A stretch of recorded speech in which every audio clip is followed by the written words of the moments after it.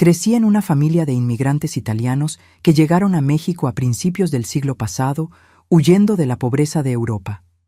Mi nonno Giuseppe y mi nonna Caterina trajeron apenas la ropa que llevaban puesta, pero tenían algo que valía más que el oro: la determinación de construir una vida digna en esta tierra bendecida. Se establecieron en una pequeña propiedad en las laderas de la Sierra de Puebla, plantando maíz y criando a sus hijos con los valores que habían aprendido en su tierra natal: trabajo duro, fe en Dios y respeto por la familia por encima de todo. Mi padre, Antonio Tesari, heredó no solo las tierras del nonno, sino también su carácter fuerte y su devoción a la Iglesia Católica. Mi madre, Rosa Bonete, venía de una familia igualmente tradicional, y juntos criaron 5 hijos según los preceptos rígidos de nuestra comunidad. Yo era la tercera hija, ni la mayor para cargar con toda la responsabilidad, ni la menor para recibir todos los mimos. Nuestra casa era sencilla pero siempre limpia, hecha de piedra, como todas las otras de la región, con un corredor amplio donde nos reuníamos las tardes de domingo después de misa. El olor a tortillas de maíz y mezcal casero siempre impregnaba nuestro hogar, junto con las conversaciones en dialecto italiano que mis padres aún preferían usar cuando estaban entre ellos. La vida en nuestra comunidad seguía un ritmo predecible, dictado por las estaciones y las tradiciones. En verano, trabajábamos en la cosecha del maíz. En invierno, las mujeres se dedicaban a las labores manuales, mientras los hombres cuidaban del mantenimiento de las propiedades. Y siempre, la iglesia estaba en el centro de todo. Bautizos, bodas, funerales. Todas las festividades eran organizadas por el padre y acompañadas por toda la comunidad. Crecía creyendo que mi vida seguiría el mismo patrón que las mujeres de mi familia. Me casaría joven con un muchacho de la propia comunidad, preferiblemente italiano. Tendría muchos hijos, cuidaría de la casa y ayudaría al marido en los trabajos de la propiedad. Era así como funcionaban las cosas. Era así como siempre habían funcionado, y nadie cuestionaba ese orden natural. En la escuela, a la que asistí solo hasta los 14 años, porque según mi padre las niñas no necesitaban mucho estudio, era considerada una buena alumna. Tenía facilidad con los números y adoraba leer los pocos libros que llegaban hasta nuestra biblioteca escolar. Pero cuando cumplí 14 años, mi educación formal llegó a su fin. Era hora de dedicarme por completo a las tareas domésticas y a los trabajos de la propiedad. Aprendí a cocinar con mi madre las recetas que ella había heredado de la nonna Caterina: mole poblano hecho a mano, salsa de tomate con epazote fresco de nuestro huerto, pozole que tardaba horas en el fogón de leña. Aprendí a coser, a bordar, a hacer conservas para el invierno. Aprendí también a trabajar la tierra, porque en las pequeñas propiedades familiares todos los brazos eran necesarios. A los 16 años ya era considerada una muchacha hacendosa y trabajadora. Los padres de los muchachos de la comunidad comenzaron a hacer comentarios discretos a mi padre sobre posibles matrimonios. Así funcionaba. Las familias se conocían desde generaciones. Sabían quiénes eran las buenas familias, quién tenía propiedades prósperas, quién criaba hijos rectos y trabajadores. Mi padre, hombre de pocas sonrisas pero de palabra firme, siempre dejó claro que no me obligaría a casarme con nadie, pero esperaba que yo eligiera a alguien de nuestra comunidad, alguien que compartiera nuestros valores, nuestra fe, nuestro origen italiano. La Beni es una buena muchacha, solía decirle a mi madre cuando pensaba que yo no estaba escuchando. Va a encontrar un buen marido, va a dar buenos nietos, va a honrar el nombre de la familia. Y yo también lo creía. A los 17 años estaba satisfecha con mi vida simple pero segura.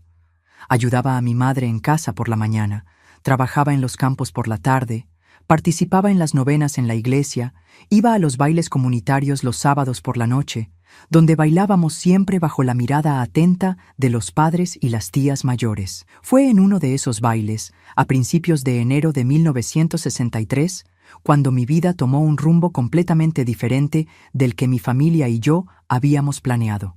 La fiesta era en celebración del Año Nuevo, realizada en el salón parroquial, justo en el centro de nuestro pequeño pueblo de San Miguel Zacapoaxtla. Todo el mundo estaba allí: las familias Anete, los Carvalho, los Ross, los Fontana. El acordeón tocaba valses y polcas. Las mesas estaban repletas de comida casera y los jóvenes bailaban mientras los mayores conversaban sobre la cosecha, sobre el clima, sobre los matrimonios que se estaban formando en la comunidad. Yo estaba bailando con Giovanni Rossi, un muchacho 2 años mayor que yo, hijo de una familia respetada, cuando la música se detuvo y todos miraron hacia la puerta. Había llegado un grupo de muchachos que no eran de nuestra comunidad. Venían de Atlixco, un pueblo vecino, pero con fama de ser más liberal, menos tradicional que nuestro San Miguel Zacapoaxtla. Y oigan, dejen en los comentarios de qué ciudad están viendo a esta vieja contando sus historias. Eso calienta mi corazón, saber que mi voz está llegando lejos. Y si pueden, dejen un me gusta y suscríbanse al canal. Eso ayuda mucho a esta abuela de 79 años a seguir compartiendo con ustedes. Entre esos muchachos estaba Pedro Machado, alto, moreno, con ojos verdes que parecían capaces de ver a través del alma. Usaba una camisa blanca impecable y un pantalón de vestir que contrastaba con la ropa más sencilla de nuestros muchachos locales. Había algo en él, una confianza, un encanto, una manera de sonreír que hacía que las cabezas de las muchachas se voltearan. Giovanni notó mi distracción y apretó mi mano con más fuerza. «Son los muchachos de Atlixco», susurró en mi oído con un tono que mezclaba desaprobación y celos. «Mi padre siempre dice que esa gente no es de fiar. Son demasiado modernos, no respetan las tradiciones». Pero yo apenas escuchaba sus palabras. Pedro me había visto entre la multitud y caminaba hacia mí con aquella sonrisa que hacía que mi corazón latiera de una forma que nunca había sentido antes. Cuando se detuvo frente a mí y pidió permiso a Giovanni para bailar conmigo, sentí que mis piernas se debilitaban. «¿Puedo?», preguntó, extendiendo la mano, los ojos verdes fijos en los míos. Giovanni dudó, claramente contrariado, pero las reglas de educación de nuestra comunidad no permitían que se negara sin motivo. Con un gesto reluctante, se apartó, no sin antes lanzarme una mirada de advertencia. Y entonces, por primera vez en mi vida, bailé con un desconocido. Pedro era un bailarín hábil, conducía con firmeza pero delicadeza, y durante todo el vals me susurraba al oído cosas que me hacían sonrojar. Elogios a mi belleza, preguntas sobre mi familia, comentarios sobre cómo mis ojos brillaban a la luz de las lámparas del salón. «¿Cómo te llamas, linda italiana?», preguntó cuando terminó la música. «Benedita Tesari», respondí, con la voz apenas saliendo de mi garganta de lo nerviosa que estaba. «Benedita», repitió como si estuviera saboreando mi nombre. «Nombre de santa.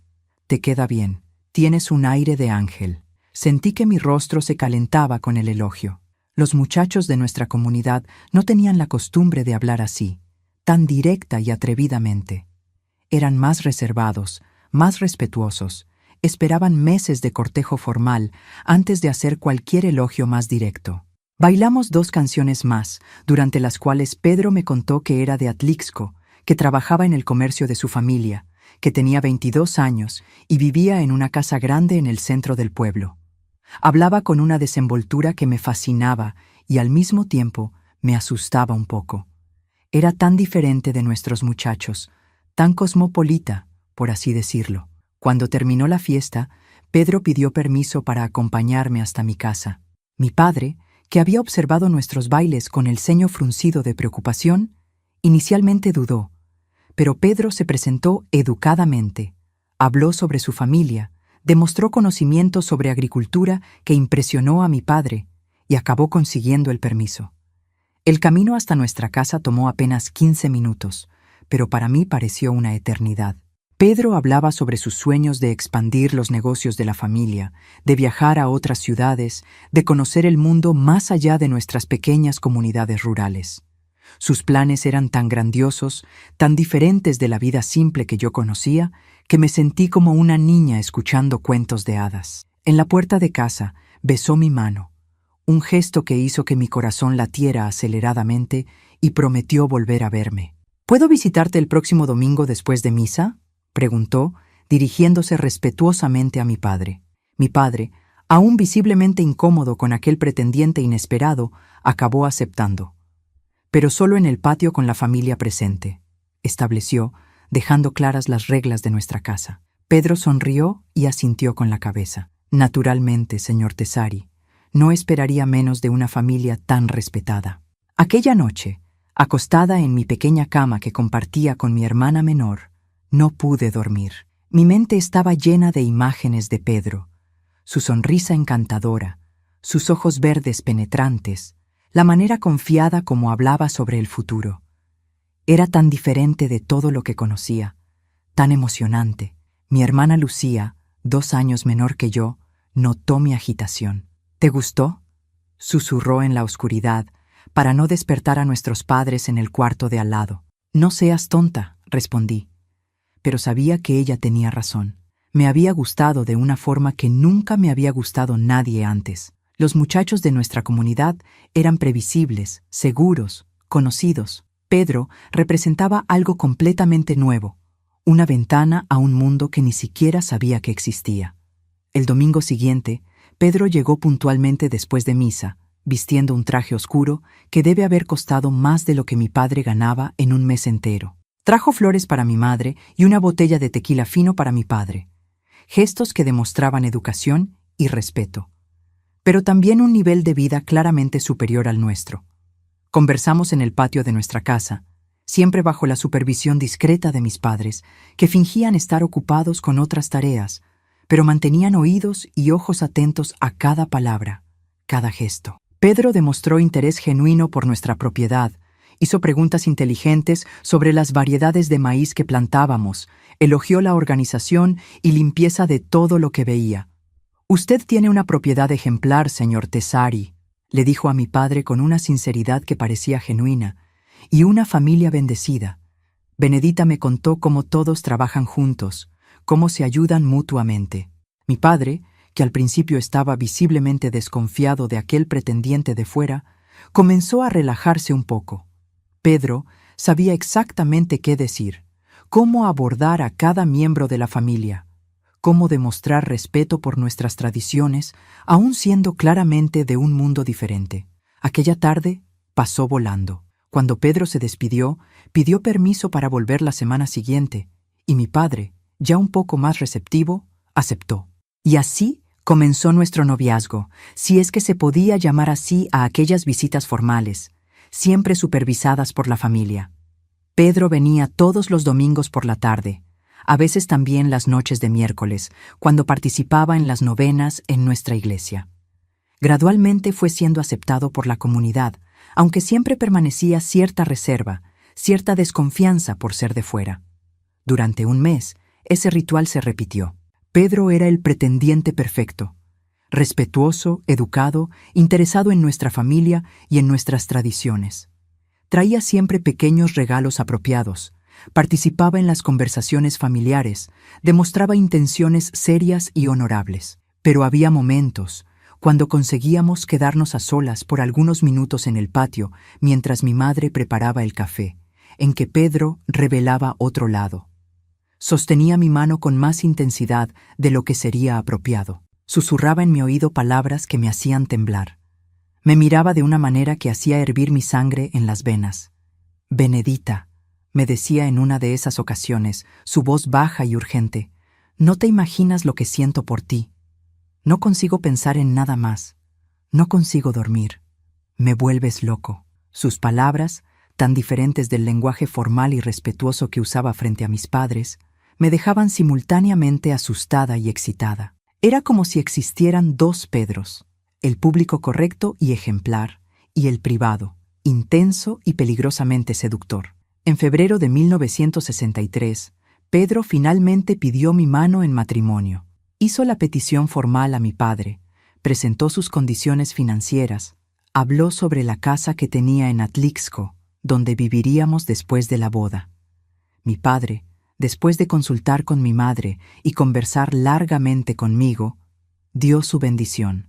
El compromiso fue anunciado en la iglesia el domingo siguiente y toda la comunidad nos felicitó. Las mujeres ya comenzaron a hablar sobre el ajuar, sobre la fiesta, sobre cómo yo era afortunada de haber conseguido un marido tan bien establecido. Los hombres comentaban sobre la propiedad de la familia Machado, sobre los negocios prósperos, sobre cómo aquel matrimonio sería bueno para nuestra familia también. La boda fue fijada para junio, dando tiempo suficiente para los preparativos y para que yo cumpliera 18 años en mayo. Pero no todo eran flores. Noté que algunos miembros de la comunidad no estaban completamente felices con mi compromiso. Giovanni Rossi, el muchacho con quien yo bailaba la noche en que conocí a Pedro, apenas me saludaba ahora. Su madre, doña Carmela, hacía comentarios sutiles sobre cómo ciertas muchachas suben en la vida muy rápidamente y cómo no siempre lo que brilla es oro. Mi propia familia estaba dividida. Mi padre parecía satisfecho con la perspectiva de un yerno exitoso, pero mi madre a veces me miraba con una preocupación que no conseguía explicar. Una noche, mientras bordábamos juntas mi ajuar, ella finalmente expresó sus reservas. «Hija mía», dijo, sin levantar los ojos del bordado, «¿estás segura de que conoces bien a Pedro?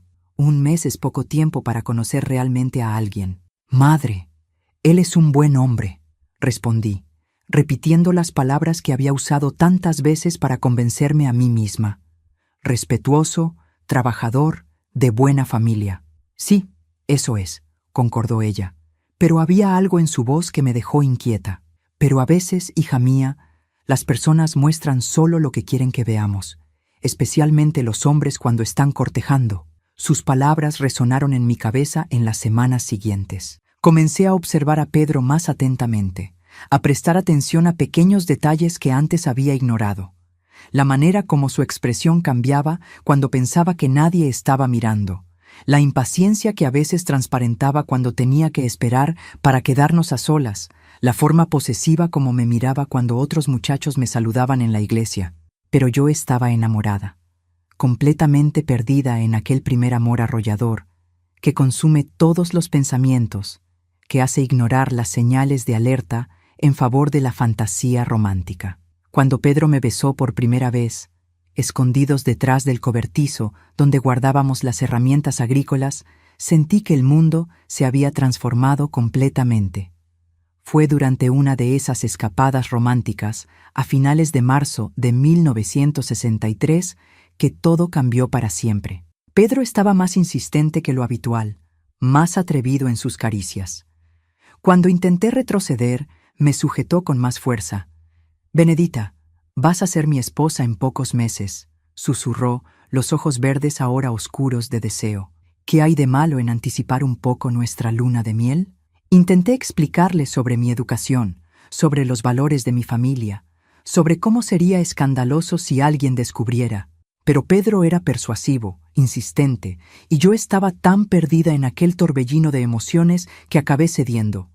Fue allí, en el cobertizo que olía a herramientas viejas y heno seco, donde perdí mi virginidad 2 semanas antes de mi 18º cumpleaños. Fue doloroso, rápido, nada parecido a los cuentos románticos que las muchachas mayores susurraban a veces. Pero Pedro fue gentil después. Me abrazó, susurró palabras de amor y promesas de un futuro maravilloso juntos. 3 semanas después, cuando me di cuenta de que mi menstruación se había retrasado, sentí que el mundo se derrumbaba a mi alrededor. 5 días de retraso que parecieron 5 eternidades.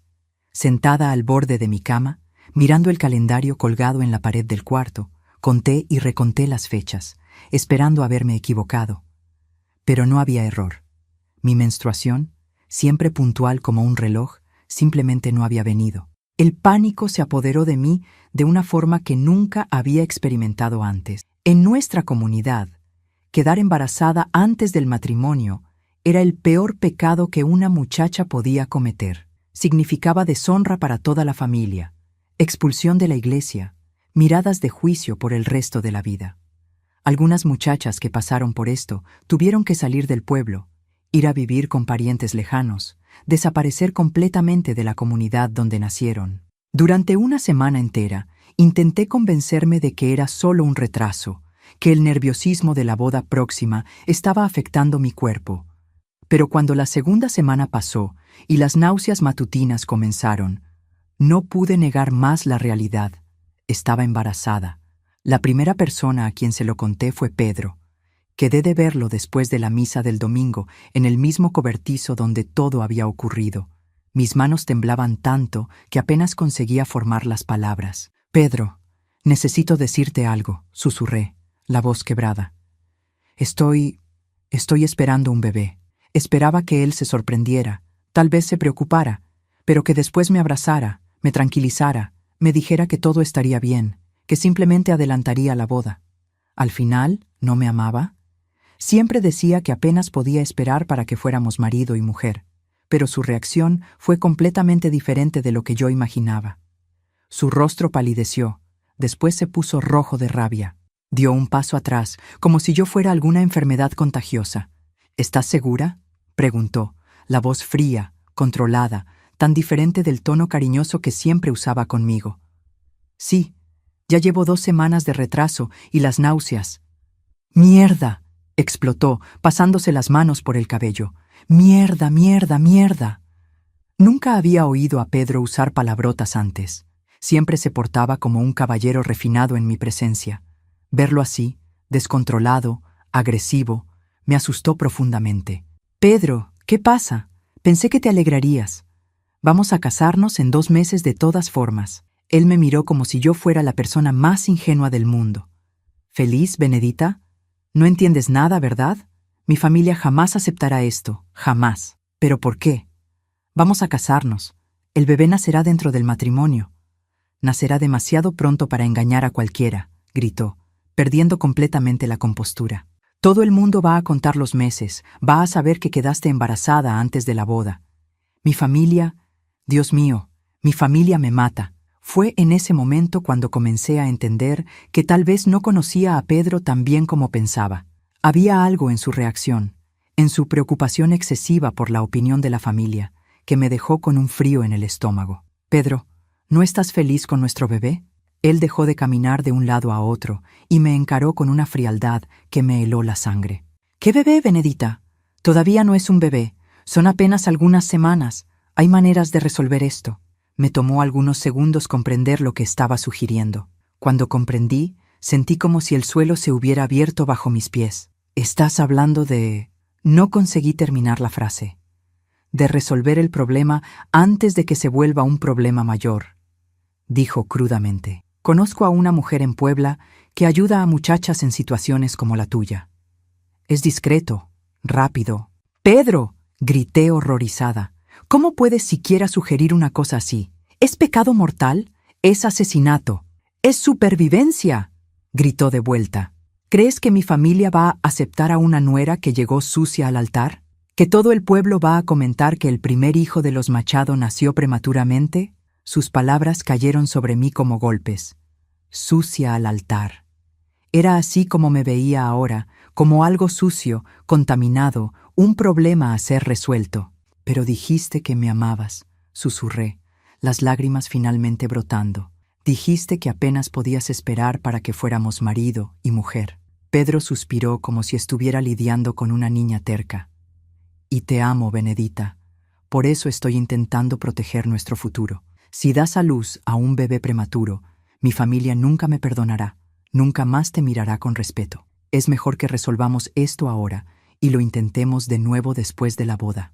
«¿Intentarlo de nuevo?», repetí incrédula. «¿Estás hablando de nuestro hijo como si fuera un experimento que salió mal?». «No es un hijo todavía», explotó. «Son algunas células. Y si no resuelves esto, puedo garantizar que no habrá boda alguna». La amenaza quedó suspendida en el aire entre nosotros, como una hoja afilada. Miré al hombre con quien pensaba que iba a pasar el resto de mi vida, al hombre que creía que me amaba. Y vi a un extraño, alguien capaz de amenazar con abandonar a la mujer que supuestamente amaba solo porque ella llevaba a su hijo. «¿Me abandonarías?», pregunté, la voz casi inaudible. «Benedita, sé razonable. Piensa en tu familia también. ¿Cómo crees que tus padres van a reaccionar cuando lo descubran? ¿Cómo te va a tratar toda la comunidad? Estoy intentando ahorrarnos a todos una humillación innecesaria». Pero yo ya no conseguía escuchar sus palabras racionales. Todo lo que podía pensar era en la vida que crecía dentro de mí, en el bebé que Pedro quería que yo matara para preservar su reputación. Instintivamente, coloqué las manos sobre el vientre a un plano. No, dije con una firmeza que me sorprendió. No voy a hacer eso. El rostro de Pedro se contorsionó en una expresión de pura rabia. Entonces eres más estúpida de lo que pensaba. Dio media vuelta y salió del cobertizo, dejándome sola con mi decisión y mis lágrimas. Fue la primera vez que me sentí verdaderamente sola desde que todo comenzó. En los días siguientes, Pedro no apareció para nuestras visitas habituales.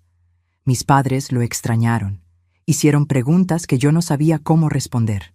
Inventé excusas sobre que él estaba ocupado con los preparativos de la boda, con negocios de la familia, pero veía la preocupación creciendo en sus ojos. Una semana después de nuestra conversación en el cobertizo, Pedro finalmente reapareció. Llegó una noche de miércoles, pidiendo hablar conmigo a solas. Mi padre dudó. No era hora apropiada para visitas de cortejo, pero acabó permitiendo que conversáramos en el patio con la puerta de la casa abierta.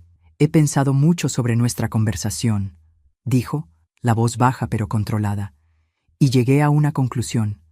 Voy a hablar con mi familia sobre adelantar la boda para mayo. Por un momento sentí un alivio inmenso. Tal vez Pedro había cambiado de idea. Tal vez realmente me amaba lo suficiente para enfrentar los comentarios maliciosos de la comunidad. Pero, continuó, y el tono de su voz me hizo helar, con una condición. Dirás a todos que perdiste al bebé, que tuviste un aborto espontáneo durante la luna de miel. Así, cuando quedes embarazada de nuevo en algunos meses, nadie sospechará nada. Lo miré, incrédula. ¿Quieres que mienta sobre perder a nuestro hijo?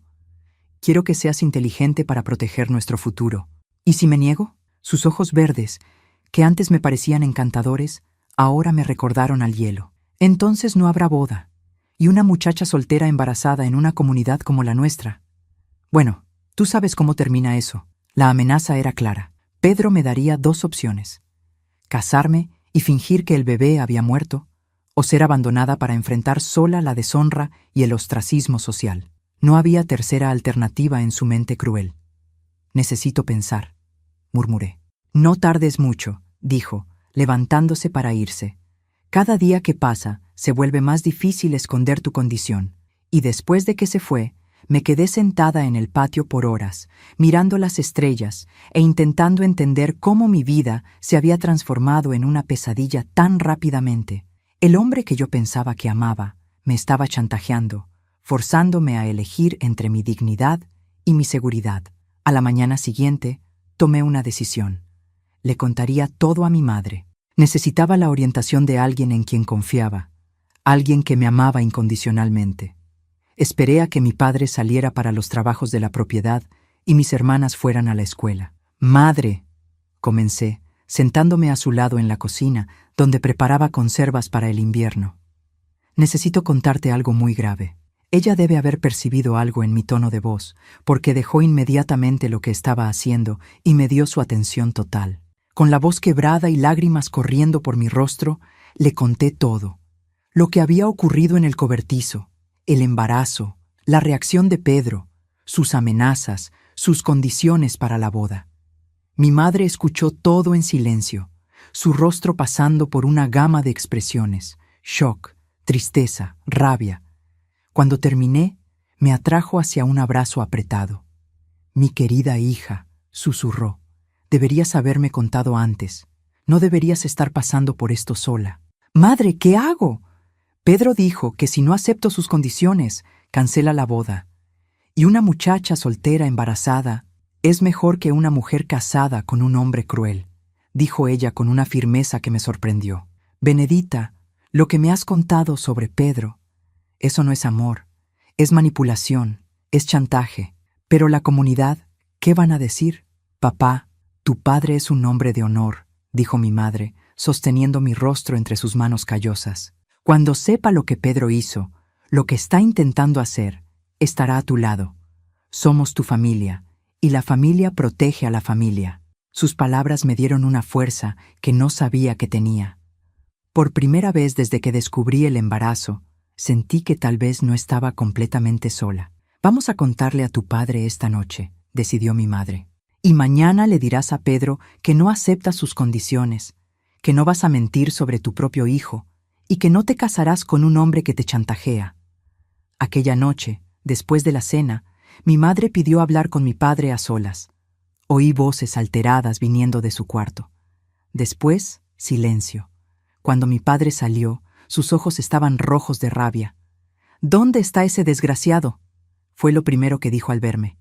«Papá, ningún hombre trata así a mi hija», dijo, la voz temblorosa de furia. «Ninguno». Al día siguiente, cuando Pedro llegó para nuestra conversación marcada, encontró no solo a mí, sino a mi padre esperando en el patio. La expresión confiada en el rostro de Pedro desapareció instantáneamente cuando vio la postura amenazadora de mi padre. «Señor Tesari», comenzó, intentando mantener la compostura. «Vine a hablar con Benedita sobre...» «Viniste a oír su respuesta», lo cortó mi padre, «sobre tus condiciones indecentes para casarte con mi hija». Pedro palideció. «Ella te contó qué tipo de hombre eres realmente», dijo mi padre, dando un paso adelante. «El tipo que chantajea a una muchacha inocente que amenaza con abandonar a la mujer embarazada de su hijo». «Señor Tesari, usted no entiende la situación». «Entiendo perfectamente», lo cortó mi padre nuevamente. «Y mi respuesta es simple. Sal de mi propiedad y nunca más vuelvas. Mi hija no se casará contigo». El rostro de Pedro se contorsionó en una máscara de rabia y humillación. «Se van a arrepentir de esto», dijo, la voz baja pero cargada de veneno. «Una familia de campesinos ignorantes rechazando a un machado. No saben con quién se están metiendo». «Sé exactamente con quién me estoy metiendo», respondió mi padre sin intimidarse. «Con un cobarde que no asume sus responsabilidades». Pedro me miró una última vez y en aquella mirada vi no amor, no arrepentimiento, sino puro odio. «Vas a pagar por esto, Benedita», dijo antes de darse vuelta y salir de nuestra propiedad. Sus palabras me acosaron por días. Había algo en la forma como las dijo, una promesa siniestra que me hizo dormir mal por semanas. Pero al menos ahora sabía qué tipo de hombre Pedro realmente era. Y sabía que, a pesar de todas las dificultades que vendrían, había hecho la elección correcta. Lo que no sabía era que Pedro Machado no era el tipo de hombre que aceptaba ser rechazado, y que él y su familia tenían recursos y conexiones que harían de mi vida un infierno mucho peor de lo que yo podría imaginar. La guerra por la vida de mi hijo apenas estaba comenzando. Durante el mes de mayo, cuando cumplí 18 años, mi vida se transformó en una pesadilla. La primera cosa extraña ocurrió un lunes por la mañana. Mi madre me había mandado a la tienda del señor Giuseppe a buscar harina y azúcar para los preparativos de la semana. Era un trayecto que yo hacía al menos 3 veces por semana desde niña. Conocía cada piedra del camino, cada vecino que siempre me saludaba con una sonrisa, pero aquella mañana las cosas estaban diferentes. Doña Carmela Rossi, madre de Giovanni, que siempre me trataba con cariño maternal, me miró de reojo cuando pasé frente a su casa, susurrando algo a la vecina que no conseguí oír. Pero el tono era claramente malicioso. El propio señor Giuseppe en la tienda, normalmente tan hablador y alegre, me atendió de forma fría, casi hostil. «Buenos días, señor Giuseppe», saludé, intentando mantener la normalidad. «Días», respondió secamente, sin levantar los ojos de la libreta donde anotaba las ventas. «Necesito 2 kilos de harina de trigo y 1 de azúcar». Él tomó los productos sin decir una palabra, pesó todo en un silencio cargado. Cuando fui a pagar, finalmente me miró a los ojos y había algo allí que me heló la sangre. Una mezcla de desaprobación y pena. «Benedita», dijo finalmente, la voz baja, «mi esposa quiere saber si no prefieres hacer tus compras en otro lugar de ahora en adelante». Sus palabras cayeron sobre mí como un balde de agua fría. «¿Otro lugar? ¿Pero por qué, señor Giuseppe? Mi familia siempre ha sido cliente de su tienda».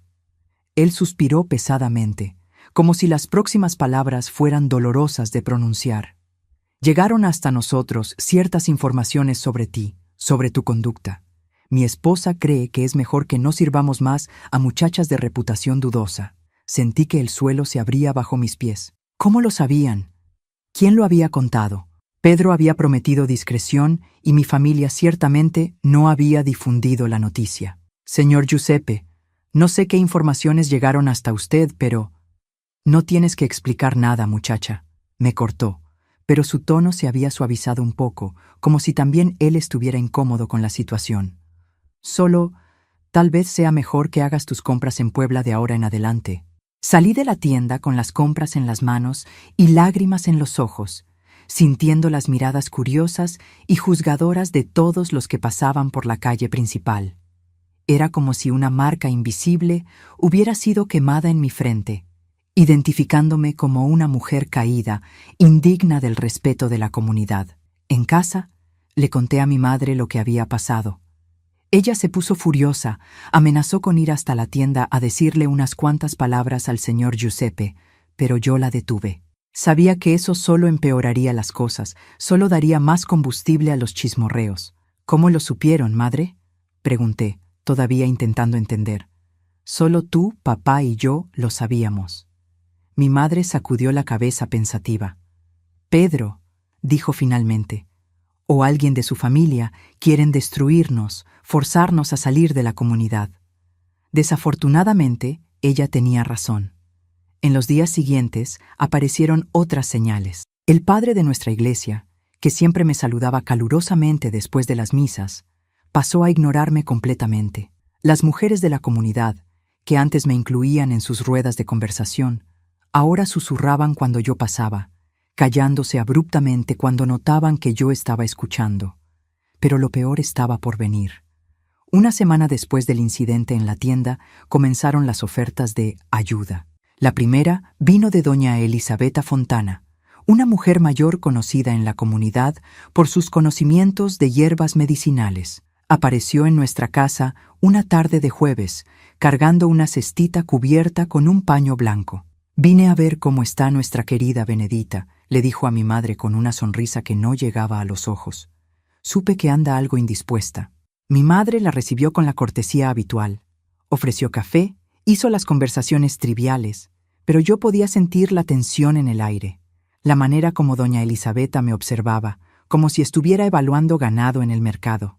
«Te traje un té especial, querida», dijo finalmente, descubriendo la cestita.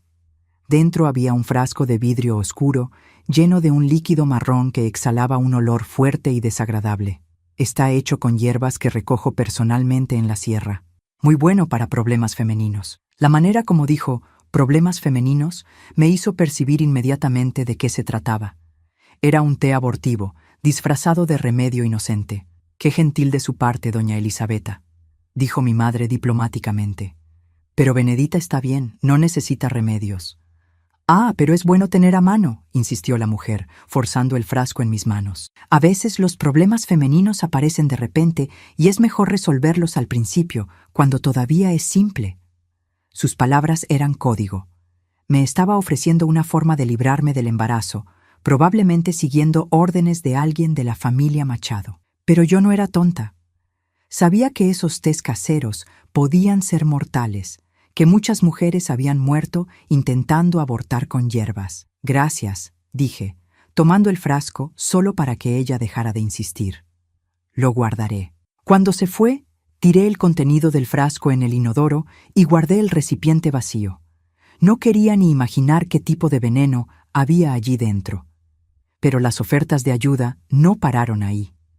3 días después apareció doña Mercedes, una partera jubilada que había ayudado a traer al mundo a la mitad de los niños de la comunidad. Su abordaje fue más directo. «Oí decir que tienes un problema», dijo sin rodeos después de que mi madre nos dejó solas por algunos minutos. «Un problema que necesita ser resuelto rápidamente». «No tengo ningún problema, doña Mercedes». Ella me miró con aquellos ojos pequeños y astutos. «Muchacha, no me tomes por tonta. Sé reconocer un vientre comenzando a crecer cuando lo veo. Y sé también que no hay anillo en tu dedo». Instintivamente, coloqué las manos sobre el vientre, que comenzaba a mostrar las primeras señales del embarazo. «¿Cómo lo sabe?» «Tengo ojos, querida, y también tengo experiencia en resolver situaciones delicadas como la tuya. Conozco maneras seguras, discretas. Puedo venir aquí una noche cualquiera, cuando tus padres estén durmiendo». La sangre se heló en mis venas. Estaba ofreciéndose a hacer un aborto en mi propia casa mientras mis padres dormían. La frialdad con que hablaba sobre resolver mi situación me hizo darme cuenta de que no estaba lidiando con alguien movida por compasión, sino por dinero. ¿Quién la mandó aquí?, pregunté directamente. Ella dudó por una fracción de segundo antes de responder. Nadie me mandó. Es caridad cristiana ayudar a una muchacha en apuros. Mentira. Yo veía en sus ojos que alguien le había pagado para que viniera hasta aquí a ofrecerme sus servicios. La familia Machado estaba escalando sus tácticas. No necesito su ayuda, dije firmemente. Piénsalo bien, muchacha, dijo, su voz asumiendo un tono más amenazador. Una joven soltera con hijo en una comunidad como la nuestra, eso no termina bien para nadie. Una amenaza más velada, un intento más de asustarme para que hiciera lo que ellos querían. Después de que se fue, le conté todo a mis padres. Mi padre se puso lívido de rabia. Esos desgraciados no van a parar, dijo, caminando de un lado a otro en la cocina. Primero intentan destruir nuestra reputación en la comunidad, ahora intentan matar a mi nieto. Antonio, dijo mi madre, la voz preocupada. Tal vez deberíamos considerar mudarnos de aquí, ir lejos, donde nadie nos conozca. ¿Huir?, explotó mi padre. Dejar nuestra tierra, nuestra vida, por culpa de unos cobardes. Jamás. Pero yo veía la preocupación genuina en sus ojos. La familia Machado tenía poder, influencia, dinero. Podían hacer nuestra vida imposible en la comunidad, forzarnos a salir a través de la presión social y económica. Las semanas siguientes probaron que mi padre estaba subestimando el alcance de la influencia de los Machado. Comenzamos a tener dificultades para vender nuestros productos. Los comerciantes que siempre compraban nuestro maíz, nuestro mezcal casero, nuestros quesos, de repente perdieron el interés. Algunos fueron directos. Les habían aconsejado no hacer más negocios con nosotros. Mi padre intentó vender directamente en el mercado de Puebla, pero incluso allí encontró puertas cerradas. La familia Machado tenía tentáculos que se extendían mucho más allá de nuestro pequeño San Miguel Zacapoaxtla. Fue entonces cuando comenzaron los accidentes. El primero ocurrió una mañana de finales de mayo, cuando yo estaba tendiendo ropa en el tendedero detrás de la casa. Una teja suelta del tejado se desplomó, pasando a pocos centímetros de mi cabeza. Si hubiera dado un paso más adelante, me habría golpeado de lleno. Mi padre examinó el tejado y descubrió que los clavos que fijaban aquella teja específica habían sido removidos recientemente. Alguien había subido allí durante la noche y saboteado intencionalmente. No fue un accidente, dijo, la voz sombría. Alguien está intentando hacerte daño. El segundo accidente ocurrió algunos días después. Yo estaba volviendo de la fuente donde buscábamos agua para beber, cargando 2 baldes pesados, cuando tropecé con una piedra que nunca había estado allí antes. Caí de rodillas, derramando toda el agua, pero felizmente conseguí proteger el vientre en la caída. Cuando volví para examinar el lugar, descubrí que alguien había colocado intencionalmente una piedra grande justo en medio del camino, en un punto donde las sombras de los árboles la dejaban casi invisible. El tercer accidente fue el más aterrador. Estaba ayudando a mi madre a preparar conservas en la cocina cuando el mango de la olla donde hervía mermelada de tuna simplemente se soltó. La olla entera de metal hirviendo habría caído sobre mi vientre si yo no hubiera saltado hacia atrás instintivamente. Mi padre examinó la olla y descubrió que los tornillos que fijaban el mango habían sido deliberadamente aflojados. Alguien había entrado en nuestra casa y saboteado nuestros utensilios. «Están intentando herir al bebé», dijo mi madre, las lágrimas corriendo por su rostro. «Quieren forzar un aborto a través de accidentes». Era exactamente eso. La familia Machado había percibido que yo no aceptaría sus ofertas de ayuda voluntariamente. Entonces, estaban intentando forzar la situación a través de accidentes que causarían heridas suficientes para que yo perdiera el embarazo. Pero lo peor estaba por venir. Una semana después del incidente de la olla, recibí una visita inesperada. Era Pedro acompañado de 2 mujeres que yo nunca había visto antes. Una señora elegante, de mediana edad, claramente de clase social elevada, y una muchacha más joven, rubia, bonita, pero con ojos fríos como el hielo. «Benedita», dijo Pedro, fingiendo aquella cortesía que yo ahora sabía que era completamente falsa. «Me gustaría presentarte a mi madre, doña Concepción Machado, y a mi prometida Isadora. Sus palabras me golpearon como puñetazos. ¿Prometida? Pedro ya estaba comprometido con otra, apenas 3 meses después de haberme pedido en matrimonio. ¿Prometida?, conseguí susurrar. Sí, dijo la mujer rubia, Isadora, con una sonrisa venenosa. Pedro y yo nos vamos a casar el mes que viene. En realidad, ya estábamos comprometidos incluso antes de que él te conociera. ¿No es así, querido? Pedro tuvo la decencia de parecer ligeramente avergonzado, pero asintió. Era un compromiso de familia. Tú entiendes cómo son estas cosas, Benedita. Comprendí entonces la extensión de la mentira. Pedro nunca me había amado de verdad. Yo había sido apenas una diversión, un pasatiempo mientras sus padres arreglaban su matrimonio con una muchacha de su propia clase social. Y cuando las cosas se complicaron con mi embarazo, él simplemente volvió a los planes originales. Vinimos aquí en una misión de caridad, dijo doña Concepción, la voz dulce, pero los ojos duros como piedra. Supimos de tu situación infeliz y queremos ayudar. ¿Qué tipo de ayuda?, pregunté, aunque ya imaginaba la respuesta. Financiera, dijo ella, sacando de su bolso un sobre grueso. Hay dinero suficiente aquí para que resuelvas tu problema discretamente, y aún sobre para recomenzar la vida en otro lugar, lejos de aquí. Era una propuesta de soborno, dinero a cambio de mi silencio y de la vida de mi hijo. ¿Y si me niego? La sonrisa de doña Concepción se tornó aún más helada. Bueno, querida, creo que ya has tenido una muestra de lo difícil que puede ser la vida para una familia que no se adecúa a los estándares de la comunidad. Imagino que los extraños accidentes que han sufrido últimamente sean apenas el comienzo. Allí estaba la confesión velada de que ellos eran responsables por los intentos de herirme y la promesa de que las cosas solo empeorarían si yo continuaba resistiendo. Piénsenlo bien, dijo Pedro, dirigiéndose tanto a mí como a mis padres, que habían llegado al oír voces extrañas. Una familia simple como la de ustedes no tiene recursos para protegerse de infortunios continuos. Sería una pena si algo más grave ocurriera.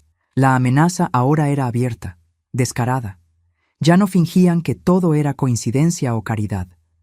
Estaban dejando claro que tenían poder para destruir a nuestra familia si yo no hacía lo que querían. Tienes 3 días para decidir, dijo doña Concepción, dejando el sobre la mesa.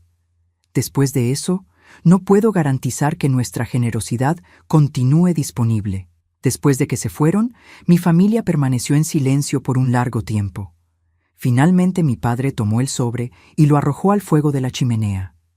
No negociamos con chantajistas, dijo, la voz firme, pero los ojos preocupados. Pero necesitamos encontrar una forma de protegerte a ti y al bebé. Aquella noche, tomamos una decisión que cambiaría nuestras vidas para siempre. Si la familia Machado quería guerra, tendría guerra. Pero nosotros lucharíamos en nuestros propios términos y con nuestras propias armas. La batalla por la vida de mi hijo apenas comenzaba. Después de quemar el sobre con el dinero sucio de los Machado, mi familia pasó la noche entera planeando nuestra supervivencia. Mi padre, hombre de pocas palabras pero mucha determinación, ya tenía una idea en mente. Vamos a buscar a mi hermano José en Ciudad de México, dijo, reflexionando en voz alta. Tiene una pensión en el barrio de Tepito. Siempre dijo que si necesitábamos algo, solo teníamos que aparecer. Mi madre sacudió la cabeza preocupada. Antonio, dejar nuestra tierra, nuestra vida aquí ya terminó, dijo él, la cruda realidad en sus palabras. Van a continuar atormentándonos hasta conseguir lo que quieren, y yo no voy a arriesgar la vida de mi hija y de mi nieto. En el fondo, yo sabía que él tenía razón. Los 3 días de plazo que doña Concepción había dado estaban pasando, y cada hora que se acercaba al fin del ultimátum, yo sentía una opresión mayor en el pecho.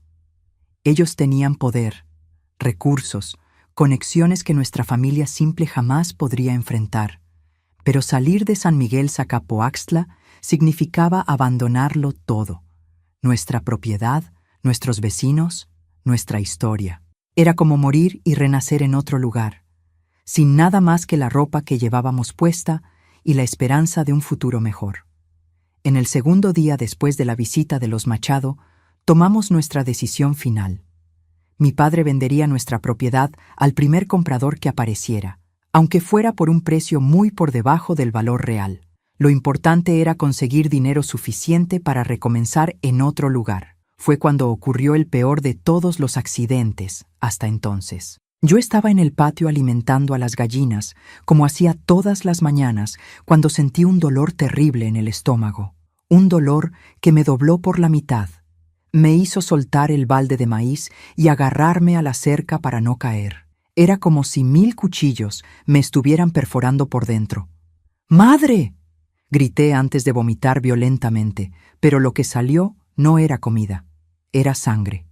Sangre rojo vivo que manchó el suelo de tierra del patio. Mi madre vino corriendo, y cuando me vio, se puso blanca como el papel. Benedita, ¿qué pasó? No sé, conseguí susurrar entre las olas de dolor. Me duele mucho el estómago. Ella me ayudó a llegar hasta la casa, me acostó en la cama y comenzó a examinar los síntomas. Dolor abdominal intenso, vómitos con sangre, sudores fríos. No eran síntomas de embarazo, eran síntomas de envenenamiento. ¿Qué comiste hoy por la mañana?, preguntó, la voz urgente. Solo el café con leche y pan que usted preparó. ¿Algo más? ¿Bebiste agua de algún lugar diferente? Fue entonces que recordé. Comí algunas tunas del nopal cuando fui a alimentar a las gallinas.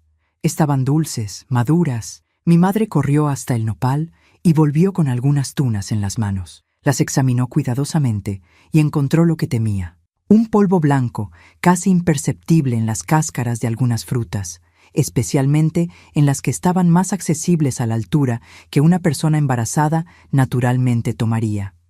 Veneno, dijo, las manos temblando. Alguien envenenó las tunas. La realización fue terrible. Habían entrado en nuestra propiedad durante la noche y colocado veneno en las tunas, sabiendo que yo tenía la costumbre de comer algunas durante mis labores matutinas. Era un intento de asesinato disfrazado de accidente. Si yo moría, dirían que fue intoxicación alimentaria, algo común en la época. Mi madre me hizo beber litros de agua con sal para provocar más vómitos, intentando eliminar lo máximo posible del veneno de mi organismo. Pasó el día entero dándome tés de hierbas para limpiar el estómago, haciéndome caminar cuando el dolor lo permitía para mantener la sangre circulando. ¿El bebé? Susurré en un momento en que el dolor disminuyó un poco. ¿Y si el veneno lastimó al bebé? No pienses en eso ahora, dijo ella, pero vi la preocupación en sus ojos. Eres fuerte. El bebé es fuerte.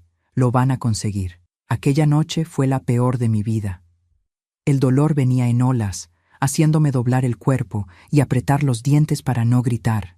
Mi madre se quedó a mi lado toda la noche, haciendo compresas frías para bajar la fiebre, dándome pequeños sorbos de agua para mantener la hidratación. En medio de la madrugada, comencé a sangrar. No mucho, pero lo suficiente para aterrorizarnos. Era sangrado vaginal, exactamente lo que los Machado querían provocar. Un aborto espontáneo causado por el envenenamiento. No, susurré, colocando las manos sobre el vientre. No voy a dejar que se lleven a mi hijo. Mi madre intentó convencerme de que me quedara acostada en reposo absoluto, pero algo dentro de mí dijo que quedarse quieta sería rendirse. Me levanté de la cama, ignorando el dolor y la debilidad, y comencé a caminar despacio por el cuarto. Benedita, necesitas descansar. No, madre, si me quedo quieta, voy a perder al bebé.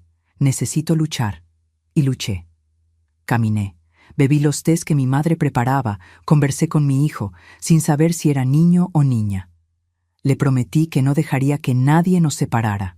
El sangrado disminuyó gradualmente, los dolores se espaciaron y al final de la mañana siguiente todavía estaba embarazada. Pero aquel episodio nos mostró claramente que ellos no iban a parar. El próximo intento podría ser aún peor, aún más directo. Necesitábamos salir de San Miguel Zacapoaxtla inmediatamente. Mi padre pasó los 2 días siguientes vendiendo todo lo que podíamos vender. La propiedad fue vendida por la mitad del valor real a un comerciante de Puebla que no hizo preguntas. Los animales, las herramientas, los muebles, todo fue liquidado rápidamente, incluso con enorme perjuicio.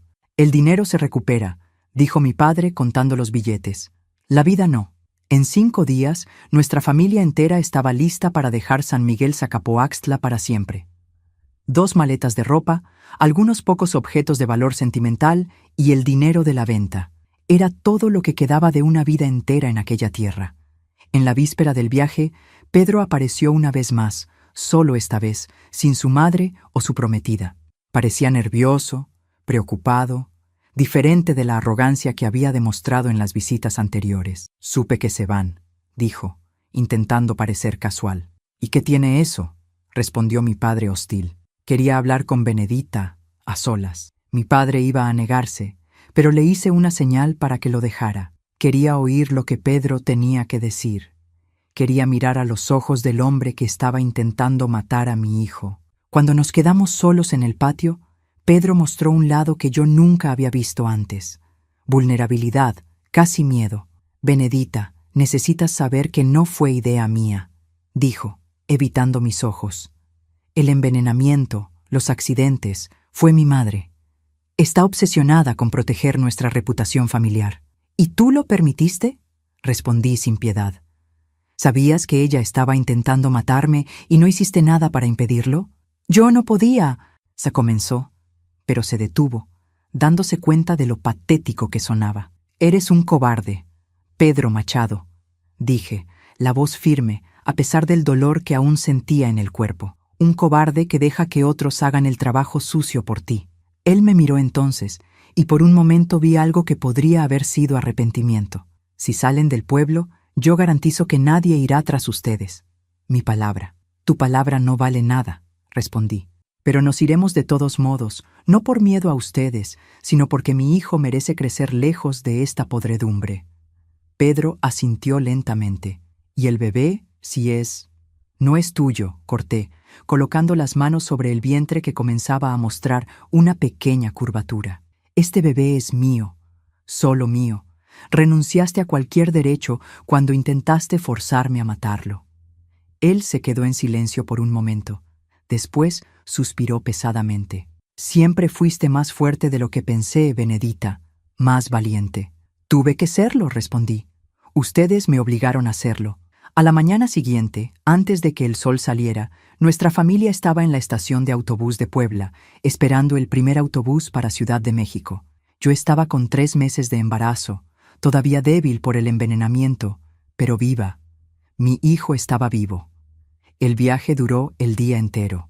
Sentada en el asiento duro del autobús, mirando por la ventana los paisajes que cambiaban gradualmente de las montañas de la sierra a las llanuras cercanas a la capital, sentí que estaba dejando atrás no solo un lugar, sino toda una vida. Llegamos a Ciudad de México al final de la tarde de un jueves lluvioso de junio de 1963. La ciudad era más grande, más ruidosa, más sucia que cualquier cosa que yo hubiera visto antes. Las calles estaban pavimentadas, los edificios eran altos, las personas caminaban rápido, sin saludar a los extraños. Mi tío José nos recibió en su pensión en Tepito, con los brazos abiertos. Era un hombre jovial, diferente de mi padre en muchos aspectos, pero con el mismo corazón generoso, típico de nuestra familia. «Madonna mía», exclamó al vernos cargando nuestras pocas posesiones. «¿Qué pasó en San Miguel Zacapoaxtla?». Mi padre contó una versión editada de la historia. Problemas con vecinos, dificultades económicas, necesidad de recomenzar. No mencionó mi embarazo, ni las amenazas de los Machado. Era mejor así, al menos por ahora. José nos dio 2 cuartos en el último piso de la pensión, simples, pero limpios. «Quédense el tiempo que necesiten», dijo. «La familia es la familia». En los primeros días en Ciudad de México, apenas salí de los cuartos. Todavía me estaba recuperando del envenenamiento y la ciudad grande me intimidaba. Pero gradualmente comencé a explorar el barrio, a conocer a los vecinos, a entender cómo funcionaba la vida urbana. Era diferente de todo lo que conocía. En San Miguel Zacapoaxtla, todo el mundo conocía a todo el mundo. Cada familia tenía su historia, su reputación. En Ciudad de México, especialmente en Tepito, que era un barrio de inmigrantes y trabajadores, nadie hacía preguntas sobre el pasado. Cada uno cuidaba de su propia vida. Fue liberador darme cuenta de que podía caminar por las calles sin sentir miradas juzgadoras, que podía hacer compras en los mercados sin oír comentarios sobre mi situación. Aquí, una muchacha embarazada y soltera no era un escándalo. Era apenas una historia más en una ciudad llena de historias. 2 semanas después de nuestra llegada, conseguí empleo en una panadería del barrio. El dueño, don Manuel, era un portugués anciano que necesitaba ayuda para atender a los clientes y mantener la limpieza. No pagaba mucho, pero era suficiente para ayudar en los gastos familiares. «Eres trabajadora», me dijo en mi tercer día de trabajo. «Y educada. Eso es raro hoy en día». No comenté sobre mi embarazo, que todavía no era muy visible bajo los vestidos anchos que usaba. Pretendía trabajar lo máximo posible antes de que se notara, para conseguir ahorrar algo de dinero para después del nacimiento. Mi padre encontró trabajo como jardinero en una casa rica del barrio de Las Lomas.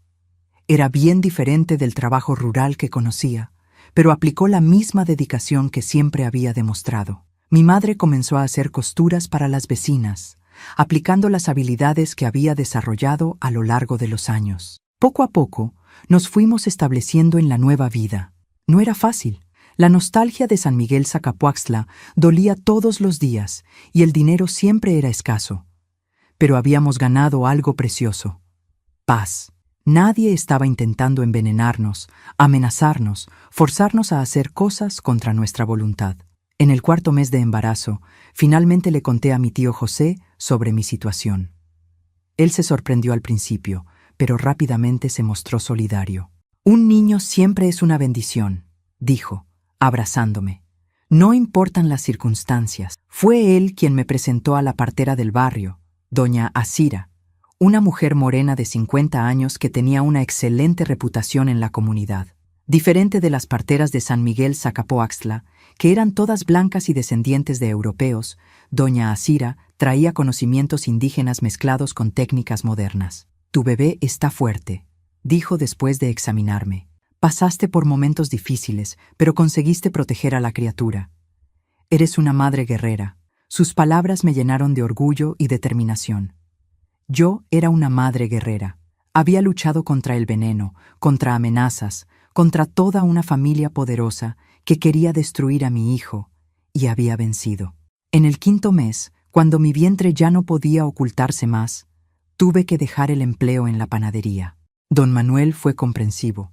Me dio una cantidad extra como ayuda y prometió que siempre habría lugar para mí cuando pudiera volver a trabajar. Fue entonces cuando comencé a sentir las primeras contracciones. No eran las contracciones del parto todavía. Faltaban 4 meses para eso, pero pequeños espasmos que me recordaban constantemente que había una vida creciendo dentro de mí. Una vida que había sobrevivido a todo lo que intentaron hacer para destruirla. «Aguanta firme ahí dentro», susurraba a mi vientre durante esos momentos. «Falta poco ahora. Pronto estarás en mis brazos y nadie más podrá separarnos». Agosto de 1963 llegó frío y húmedo. Yo estaba en el 6.º mes de embarazo. Grande, incómoda, pero feliz. A pesar de todo lo que habíamos pasado, mi familia había sobrevivido, se había adaptado, había encontrado un nuevo hogar y mi hijo estaba fuerte, pateando con vigor, mostrando que había heredado la determinación de su madre. Fue cuando llegó la carta. La carta llegó una mañana de agosto, traída por el cartero que siempre saludaba a mi madre con una sonrisa. Pero esta vez su rostro estaba serio, preocupado. «Carta para la familia Tesari», dijo, extendiendo el sobre. «Viene de San Miguel Zacapoaxtla». Mi corazón se heló. ¿Quién de allá todavía sabría nuestra dirección? ¿Quién tendría motivos para escribirnos? Mi padre abrió el sobre con manos temblorosas. Era una carta de doña Carmela Rossi, madre de Giovanni. Su caligrafía cuidadosa contaba una historia que me hizo perder el piso. Pedro Machado había muerto. Según la carta, había sufrido un accidente terrible 2 semanas antes. Estaba volviendo de una fiesta en Puebla, conduciendo solo en una noche lluviosa, cuando perdió el control del coche en una curva. El vehículo volcó varias veces antes de chocar contra un árbol.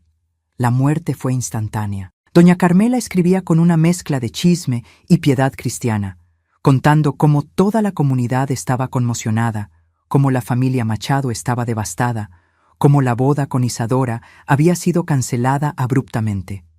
Pero había más en la carta, la parte que realmente me dejó sin aliento. Oí decir que Benedita está esperando un hijo, escribió. Si es verdad y si es de Pedro, la familia Machado tiene derecho a saberlo. Al fin y al cabo, puede ser el único nieto que doña Concepción tendrá ahora. Dejé caer la carta de mis manos. Incluso muerto, Pedro todavía representaba una amenaza para mí y mi hijo. Su familia podía intentar reclamar derechos sobre mi bebé, obligarme a volver a San Miguel Zacapoaxtla, forzarme a entregar a mi hijo para ser criado por los Machado. No pueden encontrarnos, dijo mi madre, percibiendo mi pánico. Doña Carmela no sabe nuestra dirección exacta, pero mi tío José se había puesto pálido al leer la carta. En realidad, dijo reluctantemente, puede que sí la sepa. Pregunté a algunos conocidos de San Miguel Zacapoaxtla cómo estaban ustedes cuando llegaron aquí. Es posible que la información se haya difundido. El miedo que yo pensaba haber dejado atrás volvió con toda su fuerza. Imaginar a doña Concepción Machado apareciendo en Ciudad de México, intentando llevarse a mi hijo, me hizo sentir náuseas que no tenían nada que ver con el embarazo. Necesitamos mudarnos nuevamente, dijo mi padre, siempre práctico en momentos de crisis, a un lugar donde no puedan encontrarnos. Pero yo estaba en el 6º mes de embarazo. Viajar en esa condición sería arriesgado, y comenzar todo de nuevo en otro lugar, sin conocidos, sin trabajo, sin estructura, sería aún más peligroso para mí y para el bebé. Fue doña Asira, la partera, quien nos dio la solución. Cuando le conté sobre nuestra situación, pensó por algunos minutos antes de hablar. Conozco un lugar, dijo finalmente, una casa de monjas en la zona norte de la ciudad. Ellas acogen a muchachas en situaciones difíciles, especialmente embarazadas sin familia. Podrían decir que Benedita es viuda, que el marido murió en un accidente de trabajo. La idea era arriesgada, pero tenía sentido. Si yo fuera una viuda joven, embarazada del primer hijo, eso explicaría mi situación sin levantar sospechas, y en un convento estaría protegida tanto física como legalmente. 3 días después, me despedí de mi familia una vez más. Esta vez, la separación sería temporal, solo hasta que el bebé naciera y yo tuviera fuerzas para trabajar nuevamente. Pero dolía como si fuera definitiva. El convento de las Hermanas de la Caridad quedaba en una parte más antigua de la ciudad, rodeado por muros altos y portones de hierro. La Madre Superiora, Hermana Teresita, era una mujer pequeña, pero de presencia imponente, con ojos gentiles pero penetrantes. Entonces tú eres la joven viuda que doña Asira mencionó, dijo, examinándome de arriba abajo. ¿Cuántos meses de gestación? 6 meses y medio, madre. ¿Y no tienes familia que pueda ayudarte? Había ensayado esta respuesta. Mis padres son muy ancianos, no tienen condiciones de cuidar a un niño, y los padres de mi difunto marido no me aceptan. Era verdad. Técnicamente, los padres de Pedro realmente no me aceptaban. Hermana Teresita asintió comprensiva. Aquí tendrás techo, comida y cuidados médicos hasta que nazca el bebé. A cambio, ayudarás en los trabajos del convento conforme tus condiciones físicas lo permitan. Después del nacimiento, podrás quedarte algunos meses más para recuperarte y hacer planes para el futuro. El cuarto que me dieron era pequeño, pero limpio, con una cama simple, un armario y una imagen de Nuestra Señora en la pared. Había otras 6 mujeres en la misma situación que yo.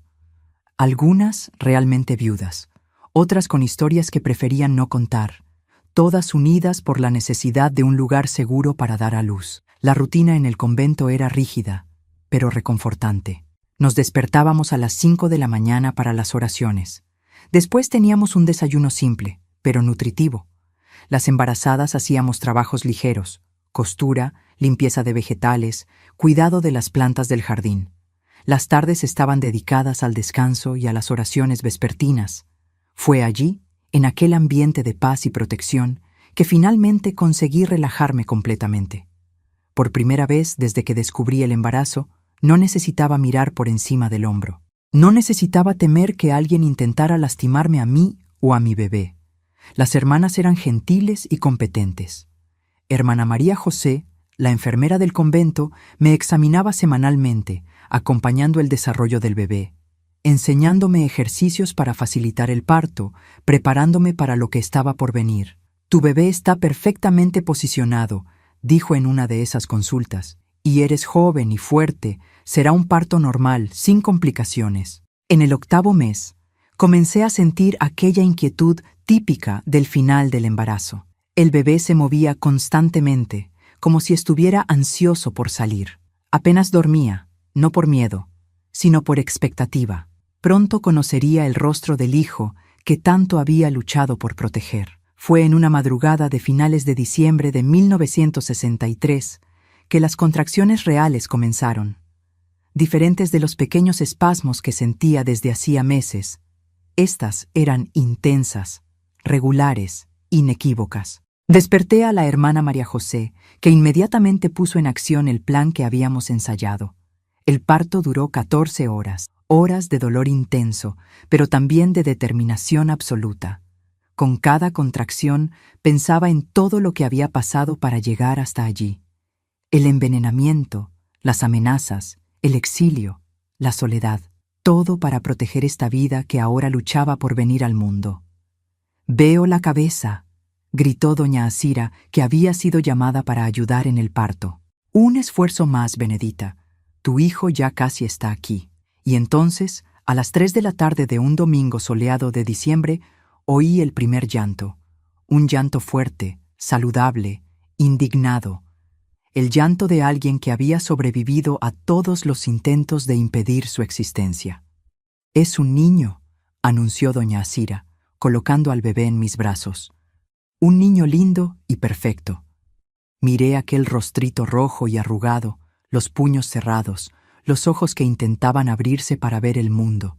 Era el rostro más bello que jamás había visto en la vida. Era mi hijo, mi guerrero, mi victoria contra todos los que intentaron destruirlo. «¿Cómo se va a llamar?», preguntó la hermana María José.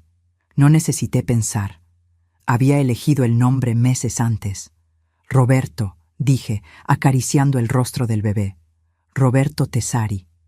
Roberto, que significa brillo de la gloria. Tesari de mi padre, de mi familia, de las personas que me apoyaron cuando el mundo entero parecía conspirar contra mí. No había nada de los Machado en aquel nombre, en aquella identidad. Mi hijo sería criado conociendo solo una verdad, que era amado incondicionalmente por una madre que había arriesgado todo para traerlo al mundo. En los días siguientes al nacimiento, recibí visitas de mi familia. Mi padre lloró al sostener al nieto por primera vez. Mi madre no paraba de repetir cómo Roberto se parecía a mí cuando yo era bebé. Mi tío José trajo regalos, ropitas, pañales, una cuna pequeña de madera que él mismo había hecho.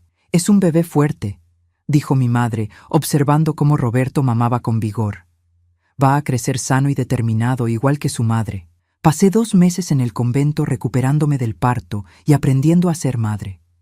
Las hermanas me enseñaron a bañarlo, a cambiar pañales, a reconocer los diferentes tipos de llanto. Otras madres que estaban allí compartían experiencias, consejos, historias. Cuando Roberto cumplió 2 meses, llegó la hora de salir del convento y enfrentar el mundo real. La hermana Teresita me ofreció trabajo como costurera en una fábrica de ropa que el convento apoyaba, donde podría llevar a Roberto conmigo durante los primeros meses. «Eres una muchacha valiente», me dijo el día de mi partida. «Enfrentaste adversidades que hubieran quebrado a muchas personas, pero nunca te rendiste. Tu hijo tiene suerte de tener una madre así». Volví a la pensión de mi tío con Roberto en brazos y esperanza en el corazón. Había vencido. Había protegido a mi hijo de todos los que intentaron destruirlo. Había garantizado que viniera al mundo sano y amado. La fábrica de ropa donde comencé a trabajar quedaba en el barrio de la Merced. Era ruidosa, calurosa, llena de máquinas de coser que funcionaban sin parar, pero era honesta, pagaba puntualmente y me permitía tener a Roberto cerca durante la jornada. «Tienes manos hábiles», me dijo doña Irma, la supervisora, después de una semana de trabajo. «Y eres puntual, dedicada. Si continúas así, pronto tendrás un ascenso». Poco a poco, nuestra vida fue tomando forma. Yo trabajaba durante el día, cuidaba de Roberto por la noche. Los fines de semana visitaba a mi familia. No era una vida fácil. Criar a un hijo sola nunca lo es. Pero era una vida nuestra, construida con nuestras propias manos. Roberto creció fuerte y saludable. A los 6 meses ya sonreía a todos. A los 8 meses intentaba ponerse de pie. A los 10 meses dijo su primera palabra: mamá. Cada paso en su desarrollo era una victoria, una prueba de que habíamos vencido todos los obstáculos. En 1966, cuando Roberto tenía 2 años, recibí una propuesta inesperada. Doña Irma se estaba jubilando y me ofreció la oportunidad de comprar su parte en un pequeño taller de costura. Era arriesgado. Significaba usar todos los ahorros que había juntado en 2 años de trabajo, pero también era una oportunidad de independencia total. Tienes talento para el negocio, dijo ella, y determinación para hacer que funcione. Con tu historia, tu fuerza, estoy segura de que conseguirás construir algo grande. Acepté la propuesta. El taller era pequeño, apenas 4 máquinas de coser y una mesa de corte, pero era mío, completamente mío. Coloqué un letrero en la puerta: Costuras Tesari, ropa a medida. Los primeros meses fueron difíciles. Trabajaba de la madrugada a la noche, cuidaba de Roberto entre un cliente y otro. Hacía de todo para mantener el negocio funcionando, pero poco a poco la clientela fue creciendo. Mujeres que apreciaban mi trabajo lo recomendaban a amigas que lo recomendaban a otras amigas. En 1968 ya tenía 6 empleadas y una lista de espera de 2 meses para vestidos de fiesta. Roberto, ahora con 4 años, jugaba en el fondo del taller mientras yo trabajaba, dibujando, inventando historias, creciendo rodeado por el ruido de las máquinas y el olor de telas nuevas. En 1970, conocí a Carlos, un contador que venía una vez al mes para organizar los libros de mi empresa. Era un hombre gentil, trabajador, que trataba a Roberto como si fuera su propio hijo. Nuestro noviazgo fue lento, respetuoso, construido sobre la base sólida de la amistad y el respeto mutuo. Nos casamos en 1972, en una ceremonia simple pero feliz. Roberto, entonces con 8 años, fue nuestro paje llevando los anillos con seriedad de adulto. Carlos adoptó a Roberto oficialmente, dándole su apellido, pero siempre respetando la historia que habíamos construido juntos. «Es tu hijo», dijo Carlos cuando discutimos la adopción. «Tú luchaste por él, lo criaste, lo protegiste. Yo solo quiero formar parte de la familia de ustedes». Tuvimos 2 hijos más, María en 1974 y Juan en 1976. Roberto fue el hermano mayor perfecto, protector, cariñoso, enseñando a los menores los valores de determinación y coraje que yo había intentado transmitirle. Los años que siguieron fueron de crecimiento constante. Costuras Tesari se convirtió en uno de los talleres más respetados de Ciudad de México. Compramos una casa propia en el barrio de Coyoacán. Mandamos a los 3 hijos a buenas escuelas. Construimos una vida próspera y feliz. Roberto se graduó en ingeniería, se casó con una muchacha maravillosa, me dio 4 nietos hermosos. María se convirtió en profesora. Juan siguió el camino de su padre en la contabilidad. Todos crecieron sabiendo que habían sido deseados, amados, protegidos. Nunca le conté a Roberto toda la verdad sobre su padre biológico. Él sabía que Carlos no era su padre de sangre, pero creció creyendo que su padre verdadero había muerto en un accidente cuando yo estaba embarazada. Era una media verdad que nos protegía a todos de las sombras del pasado. En 1985, Carlos murió de un infarto, dejando un vacío enorme en nuestras vidas, pero también dejó un legado de amor, dedicación y ejemplo de cómo un hombre de verdad trata a una familia. Hoy, a los 79 años, miro hacia atrás y veo una vida plena, rica, llena de conquistas que nunca imaginé posibles cuando era una joven aterrorizada, huyendo de San Miguel Zacapoaxtla. Tengo 15 nietos y 6 bisnietos, una empresa que todavía funciona bajo la dirección de María, una familia unida y próspera. Pero sobre todo, tengo a Roberto, mi primer hijo, mi guerrero. La prueba viviente de que el amor de una madre es capaz de vencer cualquier obstáculo, cualquier enemigo, cualquier intento de destrucción. Él nunca supo que casi fue asesinado antes de nacer. Nunca supo de los venenos, de las amenazas, de los planes siniestros que intentaron impedir su existencia. Creció libre de esas sombras, protegido por mi determinación de darle solo amor y oportunidades. Y ustedes, mis queridos, que me han escuchado hasta aquí, quiero que sepan que no importa cuán difícil sea su lucha, no importa cuán poderosos sean sus enemigos, el amor verdadero siempre vence. La determinación de una madre, la fuerza de una familia unida, la fe en Dios. Esas son armas más poderosas que cualquier dinero, cualquier influencia, cualquier maldad. Si les gustó mi historia, si tocó sus corazones de alguna forma, por favor, dejen un me gusta en este video y suscríbanse a nuestro canal Memorias de las Abuelas. Sus likes y suscripciones me motivan a seguir contando estas historias de superación, incluso cuando es doloroso revisitar ciertos recuerdos.